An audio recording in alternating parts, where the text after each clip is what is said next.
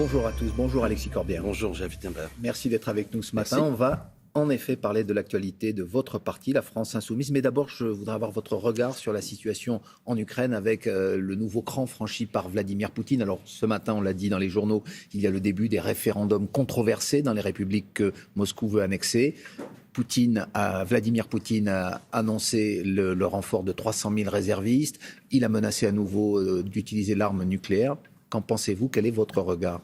Vous avez raison de commencer par là, c'est très inquiétant. Je désapprouve totalement ce que fait là M. Poutine. Ces référendums seront bidons de toute manière. Aucune condition n'est réunie pour que vraiment les gens puissent être consultés et que le résultat qui en sort soit acceptable. On voit bien qu'il y a une manœuvre de la part de M. Poutine. En gros, je vais à l'essentiel. Il est temps d'éviter la spirale. Par exemple, je remets sur la table une des propositions que nous avions faites. Pourquoi l'ONU n'enverrait pas sur place des casques bleus pour protéger? Il y a 14 centrales nucléaires qui sont là-bas, c'est très dangereux. Il est hors de question qu'il y ait une spirale aussi guerrière qui enchaîne derrière. C'est-à-dire les sanctions, par exemple, est-ce qu'il faut les renforcer? Est-ce qu'il faut les maintenir? Je ne suis pas contre, mais je pense aussi, on peut avoir des sanctions qui sont efficaces. Moi, j'applaudis le peuple russe, ou du moins tous ces Russes qui aujourd'hui manifestent. L'opinion publique aussi russe peut peser sur M. Poutine, et c'est heureux. On avait dit dans un premier temps que la propagande poutinienne avait éteint en quelque sorte la conscience du peuple russe. Bravo à ceux qui manifestent, ça peut être un élément de pression, tout ce qui aide à cela. Mais aussi, on peut prendre des initiatives de paix, c'est-à-dire contraindre, interpeller, dire à M. Poutine, remettons-nous autour d'une table, quelles conditions pour retirer vos troupes? Il faut faire attention, le risque d'un danger nucléaire est quelque chose qui est sur la table, ça peut sembler fou, c'est une réalité, il est temps qu'il y ait du sang-froid, de la fermeté, mais aussi des initiatives diplomatiques pour que nous puissions ne pas aller vers une spirale dangereuse. On en vient donc à la France Insoumise, qui a connu une rude semaine depuis quelques jours après les révélations des violences conjugales commises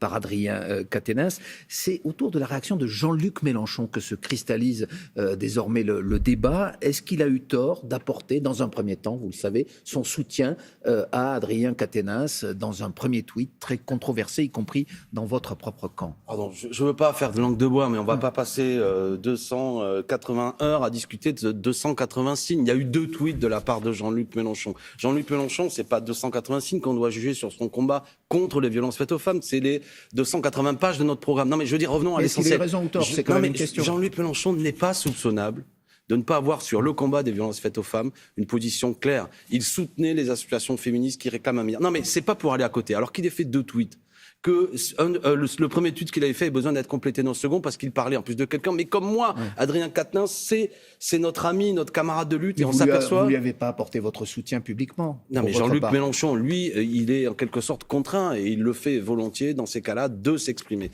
Donc, on peut passer... Oui. Comment dirais-je? Moi, je vois... Écoutez, le fait qu'il y ait 2 tweets montre que sans doute que Jean-Luc... Enfin, je dis sans doute... Jean-Luc a considéré qu'il fallait compléter, qu'il y ait 2 tweets pour que les choses soient claires. Donc, et qu'une polémique...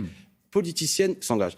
Je veux aller vite parce que je sais que l'émission est rapide, mais tout de même, voir Madame Borne, qui ne fait rien contre les violences faites aux femmes, nous faire la leçon, je dois vous avouer que par moment, je dis que les violences faites aux femmes est une chose sérieuse qui ne doit pas servir de prétexte à des choses politiciennes et à des controverses contre nous. Je voudrais quand même d'un mot revenir sur Jean-Luc Mélenchon. Vous avez vu cette séquence hier filmée par nos confrères de l'émission Quotidien. Je pèse mes mots tout le temps, a-t-il dit aux journalistes qui l'interrogeaient sur ce tweet controversé dont vous dites vous-même qu'il méritait une correction. Et puis ensuite... C'est Jean-Luc Mélenchon lui-même qui l'a considéré. Oui, et puis lorsque le journaliste a insisté, on va le voir à l'image, Jean-Luc Mélenchon l'a pris lui a tapoté le visage en lui disant, moi, faites plutôt attention à ce que vous dites, on va voir l'image. Si, non, il lui a pas dit, faites plutôt attention, il lui a dit, il lui a dit... Bon, est-ce que c'est une façon de faire, selon vous? C'est taquin, voilà. Alors peut-être, moi j'ai vu l'émission hier soir, parce qu'on m'a parlé hier, on était en réunion, j'ai regardé, durant l'émission de Quotidien, vu qu'on en parle, émission qui n'a pas de leçon à nous donner, parce qu'il y a moins d'un an, un invité, monsieur Patrick Poivre d'Arvor, qui...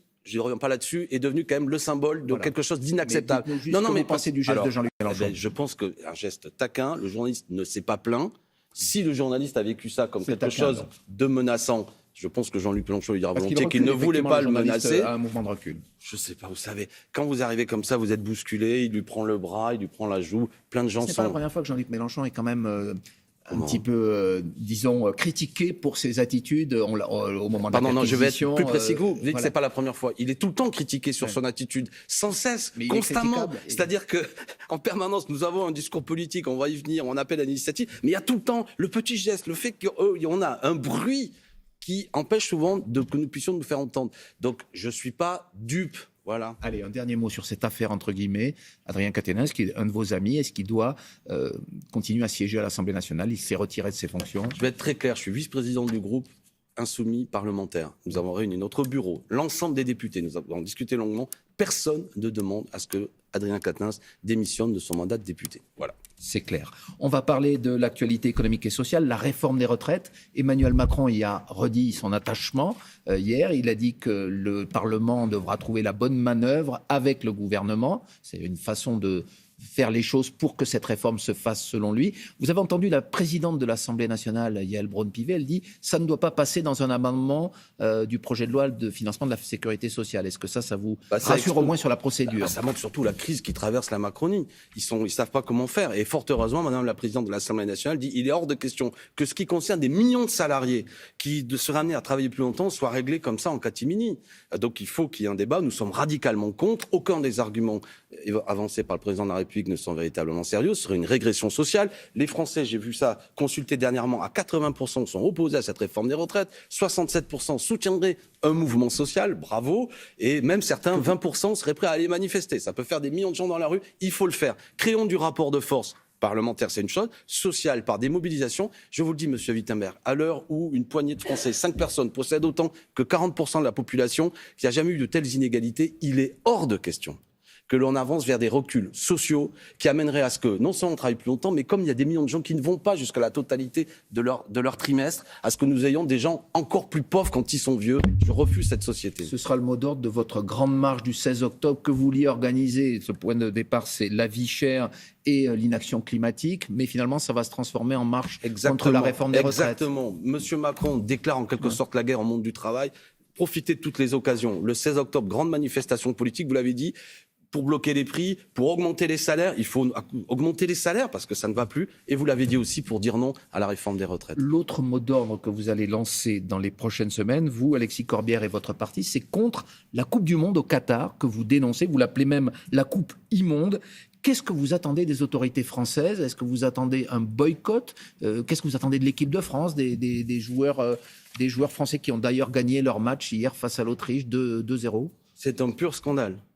Le Qatar a obtenu en 2010 l'organisation, donc c'est près de 150 milliards d'euros qui ont été investis, c'est fou, c'est fou. Je veux dire, le budget de la FAO pour lutter contre la faim dans le monde, c'est 15 milliards chaque année. Donc, deuxièmement, il y aurait des milliers d'ouvriers, 6500 ouvriers peut-être selon The Guardian, plus selon certaines études, etc., qui sont morts lors de ces chantiers. C'est une aberration écologique. Donc, je pense qu'il faut déjà dire que nous ne sommes pas dupes. On peut aimer le foot et détester cette Coupe du Monde. Deuxièmement, à la place qui est la mienne, je dis au gouvernement français, il est hors de question, et j'espère être entendu, qu'il y ait un quelconque représentant du gouvernement, le président de la République qui aille là-bas. Il faut le dire aux autorités qataries. Et je m'adresse au mouvement sportif.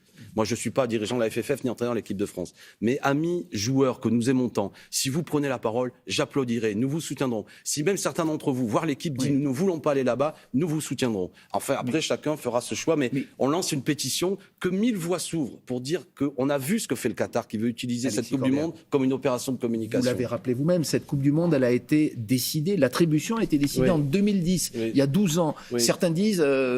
certains footballeurs, certains acteurs disent mais pourquoi on se réveille au dernier moment, quitte à priver finalement les spectateurs français et d'autres déjà il y a beaucoup de gens qui ne se réveillent de leur plaisir à regarder des matchs de football. Il y a beaucoup de gens qui ne se réveillent pas au dernier moment. Il y a eu des campagnes internationales liées notamment au mouvement syndical international. D'accord. Jusqu'à présent, avec Jean-Luc Mélenchon, nous ne dirigeons pas le pays, nous ne dirigeons pas non plus la Fédération française de football ni la FIFA. Maintenant qu'on y arrive, que tout est là, que les éléments sont là, on est aussi en capacité.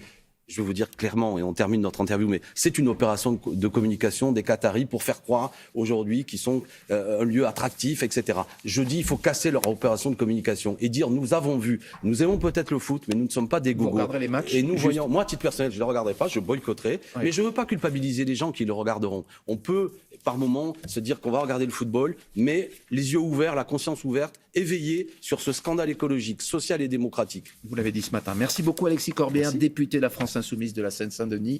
Et c'est la suite de Télématin. Merci beaucoup, on a entendu donc ce lancement.